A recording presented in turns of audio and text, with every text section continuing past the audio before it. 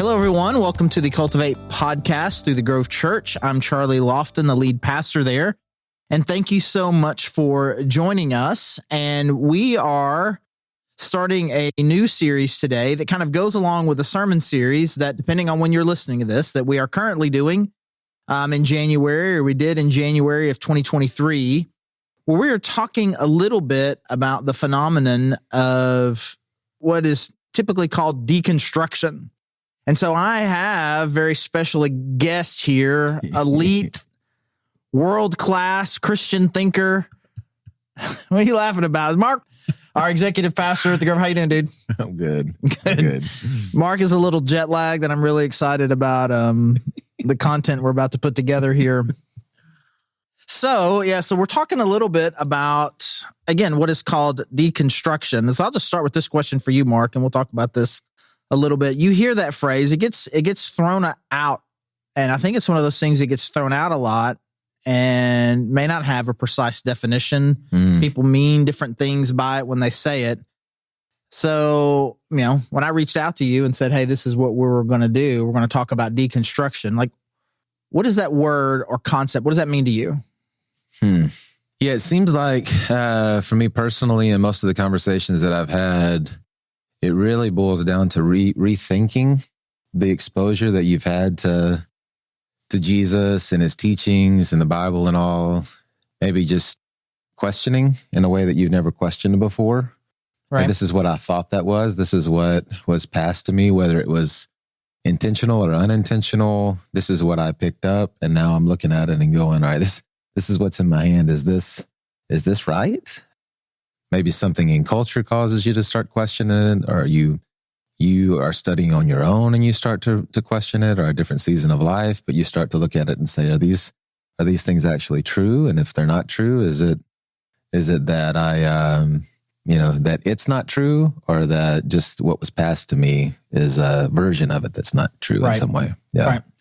Can we get nerdy here for a little bit? Can I just kind of go? Oh, go. Okay, yeah, I want to see it. Yeah. So the idea of faith deconstruction, is typically something that you find in evangelical churches. You don't know what an evangelical church is. An evangelical church is different than just other types of Christianity in general, in that evangelical churches believe that you become a Christian. You can't be born into a Christian. And in order to be a Christian, one has to make some sort of life change, some sort of intentional profession, born again, those kinds of things. So it's primarily an evangelical Christian phenomenon. Again, like what you said, where Christians begin to rethink their faith, get rid of previous held beliefs, sometimes all the way to the point of just deciding that they're not Christian anymore.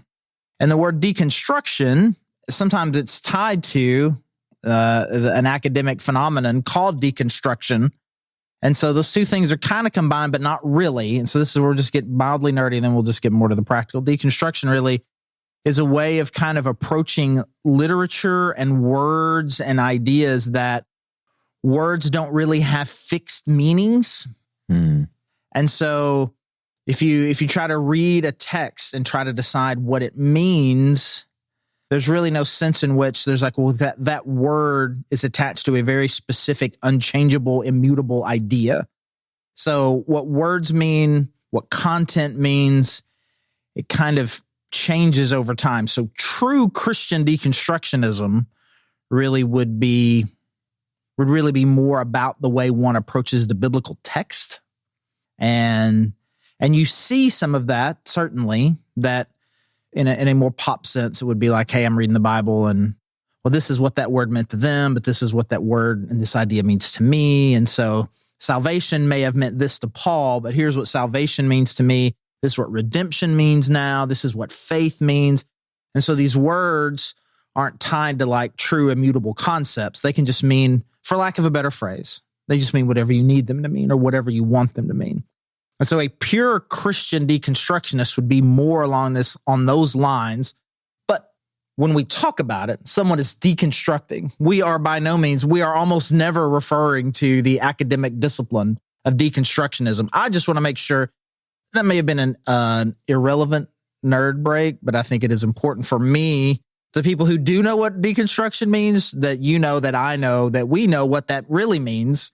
And so we're just going to talk more about this kind of this more just kind of more common phenomenon of people who grew up in an evangelical faith and for one reason or another are starting to, again, I think the image of like a house. I had a house. My faith was kind of built like a house. Maybe I built some of it. Maybe some of it was built for me. Mm-hmm. Now I'm deconstructing it. So I really want me and you, Mark, to kind of talk more about our experience, maybe our own experience with a little of that, if we've had any of that in our own lives, and the experience of people that we talk to, people who are what we're calling now deconstructing. Where does it come from? Like what makes something, like where is this coming from? It's like, again, it's not for people. There's a lot of people. Where do you imagine, where do you believe this is coming from? It seems like something will happen in life that will just cause you to look at it a little bit deeper. Maybe you'll meet somebody who'll start to question it.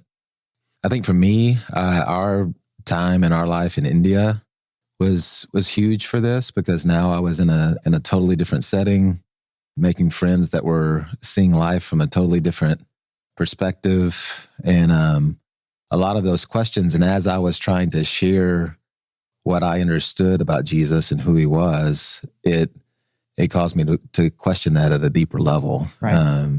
To go back really to the beginning of the foundation of my faith and to begin to question each one of those pieces, that some were hand-me-downs, some of them I had owned, some of it I had really studied for myself, to be honest. Some of it I had taken somebody else's word for it. And it pressed me to do that. And it seems like most of my friends that I've talked to about this, something has happened around them, right, or a new friendship has happened where somebody's asking them questions that they've never been asked before. And it's forced them to go to a deeper level. And then maybe they begin to find that there's some weak structure there in different areas, Yeah, I remember that. I found something very similar happened to me when I was in governor school before my senior year of high school. And I think the tradition that I grew up in, I mean, we were right. And it wasn't just Christians were right. It was our particular brand of Christianity was right.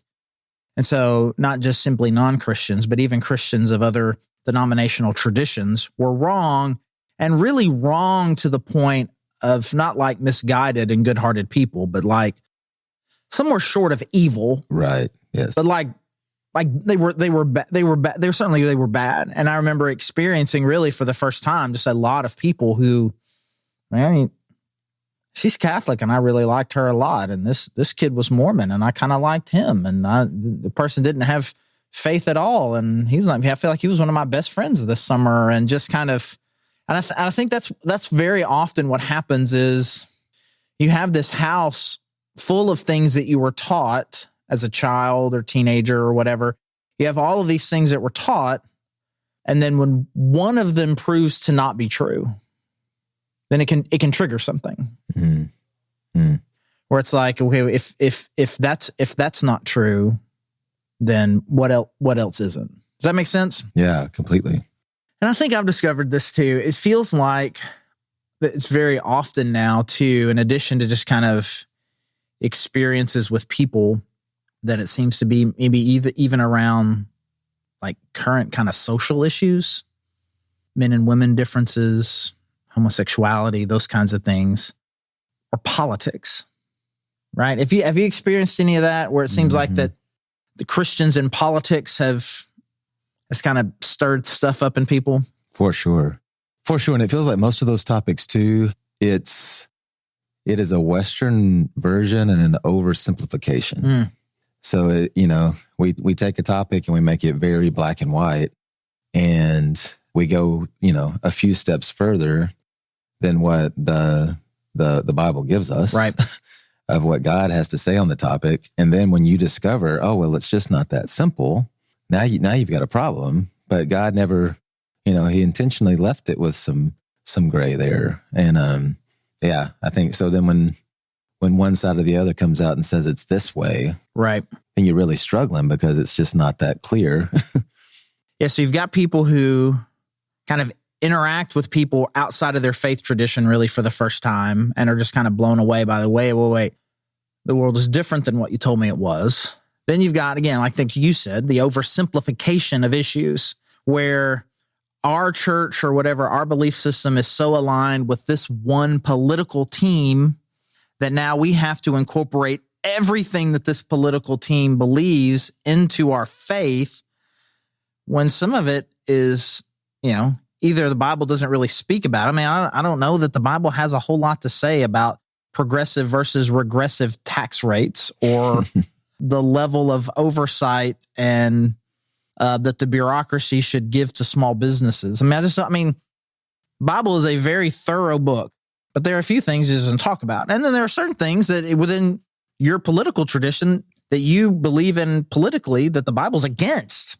Mm-hmm. Which people don't like to think that. Mm. And so I think politics and those kinds of social issues can kind of reimagine. But sometimes, and there's a third category, and I'm interested in what you think about this, where it just seems like the church itself, not necessarily what it believed, but the church itself did the damage. Mm-hmm. Have you ever had any kind of experience with that, or with talking with people who just like feels like the church, the not capital C, but like the church they grew up in just did them some harm? Yeah. Yeah, and there are a lot of different topics where I feel like I've seen this.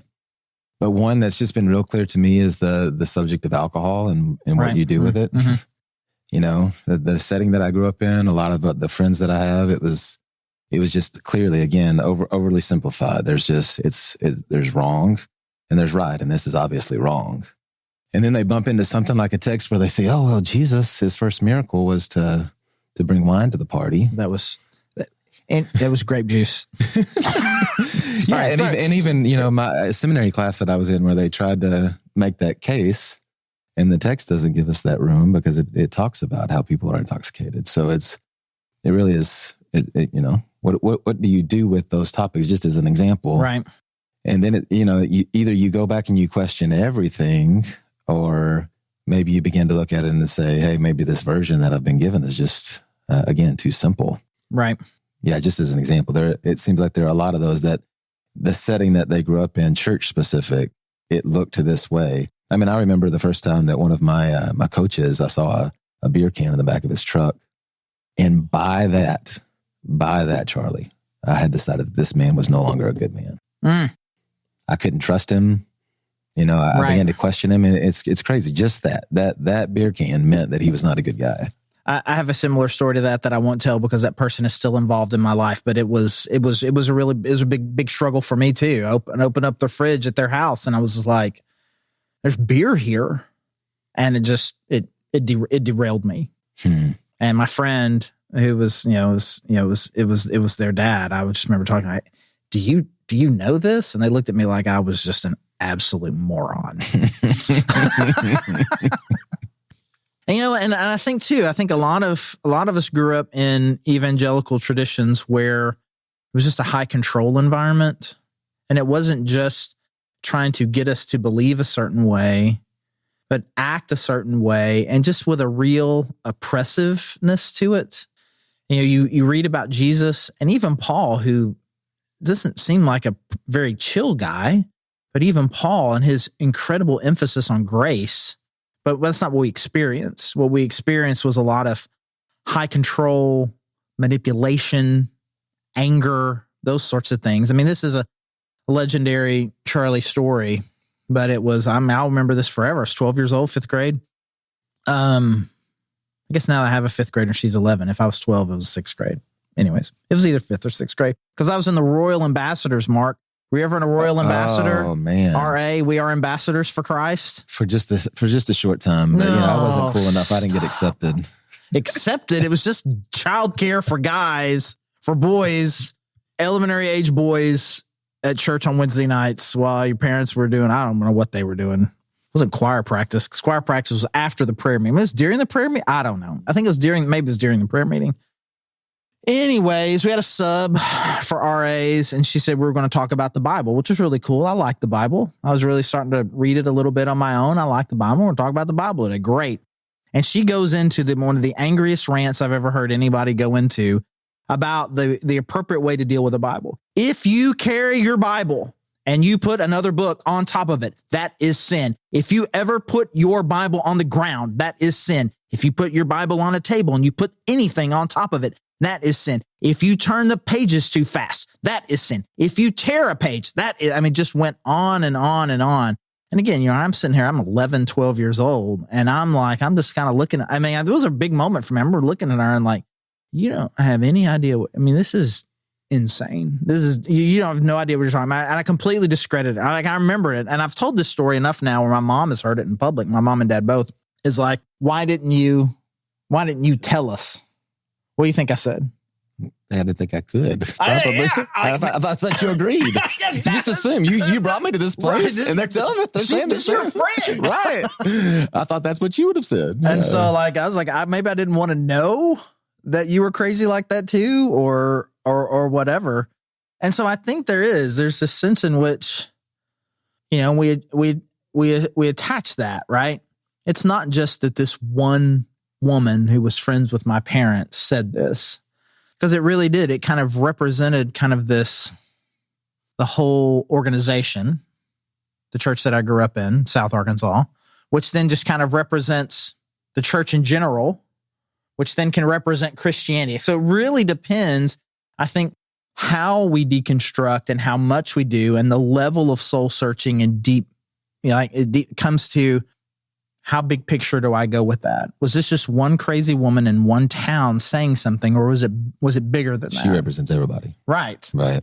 So what would you say to somebody who really kind of at their core, kind of their core concern, their core anxiety is, whatever they mean by it, they'll say something that's like, it's the church.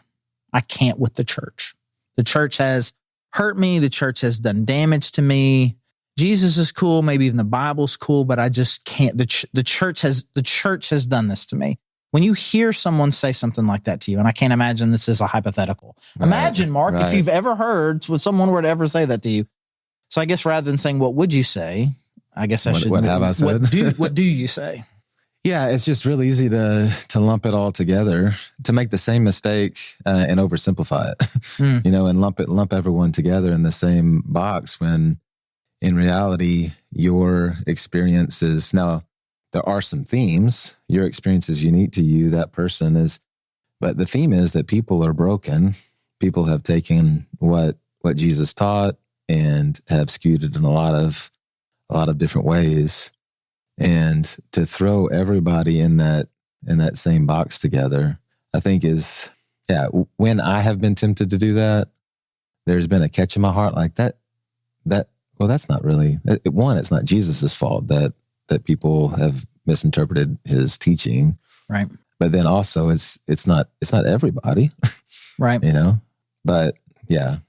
And also I was just thinking about this morning as I was driving up, that, man, the devil has continued to have the same approach. If you remember back in the garden, what did he say? He said, did God really say you couldn't eat from any tree in the garden? And instead of it just being the reality that God said, all the trees are good, just this one. And you've said it many times like this, it's fine until it's not. Whatever that line is. But instead, the devil's like, oh no, but it's all bad.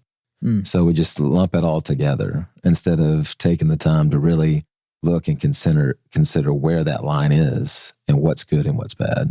That's good. I think it's important for me too, when I'm talking to somebody, to really just kind of affirm the thing that they're feeling. Hey man, the church has really done me damage. Yeah, I'm sure it has. I'm absolutely sure it has, because I feel that. I feel that. I've connected with that. There's a lot of things that I feel like I've had to not just simply unlearn, but just kind of the ways that the church contributed to the way that I feel about myself and the way that I think about God. And I was like, it wasn't. I would say that my upbringing, I think I would say my church upbringing was a net positive, but not all. There was plenty of negative. Yeah. And to just be like, hey, I get that. I get that. I see you. I think that's a real important thing. Like if we're interacting with somebody who is got a foot out the door, foot and a half out the door, or already out the door, I think affirming that person, hey, I get where you're coming from, and not be as quick as I think that my instincts are to start defending things. You know what I mean? Mm-hmm. Because I mean, because the pain is real, the struggle is real, and really probably whatever the triggering, for lack of a better, trigger is not the best word because trigger's got a negative context to it. Whatever the initial incident was that kind of the first domino, probably legitimate, probably whatever that was. It's like, it started with me with this issue. I'm like, yeah, I don't think I believe that either. I think most of the time, I think I agree with you. Sometimes it's not. I mean, there are certain things that the Bible says around sex and sexuality. We'll talk about maybe this a little bit more in the next episode, but there's some things that's like, well, I mean, I get where you're coming from, but I think I'm still with the Bible on that one. Mm-hmm. But even still, even usually the issue, even if I agree conceptually with the church on the issue, I probably can also agree, yeah, but we haven't handled it well. And so, I mean, I think more than anything, I think I think it's important for us to understand where people are coming from. I think it's important to understand their story. I think it's to understand where they came from, why they think the things that they do, and to really empathize with them. Because I really do believe that as Christians in general, and in our church specifically, I think God has given us an opportunity and a window into the heart of people who are struggling, and who will just say, for lack of a better word, who are in recovery from whatever church they came to before. And so to understand where they're coming from and to learn how to love them well. And then ultimately, and this is what we'll talk about in our next couple episodes, how do we engage with them? And so we'll spend some more time talking about that. I hope this feels cliffhangery enough for you as far as kind of what we've talked about. Really just kind of introducing the idea of kind of what deconstruction is, kind of where does it come from, and just starting with the idea of how do we initially respond, right? And we want to respond by, again, like Mark said, just kind of like, hey, we've got to learn to dissociate God's church from these individual instances, and certainly to distance Jesus from that. And then also just be able to really be good, empathetic listeners with people. So in the next couple episodes, we're just going to talk a little bit more about kind of the theological issues that seem to kind of throw people off, and kind of people start throwing things out. And at what point, this will be the kind of a big question, at what point are we now throwing out the baby with the bathwater? Which is a horrible metaphor, but it is actually very illustrative. Hey, so thanks for joining us here on the Cultivate podcast. Really glad you're joining us. If you're local to Northwest Arkansas and not a part of the church, we'd love to meet you. You can go to thegrovechurch.org/connect, fill out a form there. Let us know you're listening, or we could see you found out service times. If you're not, you can do the exact same thing. Let us know that you're listening and join us streaming online. We're always streaming our 10:30 service. And either way, we'd love to know you, connect with you. Mark, thanks for being with us. And I thank all of you for being there, and have a great day.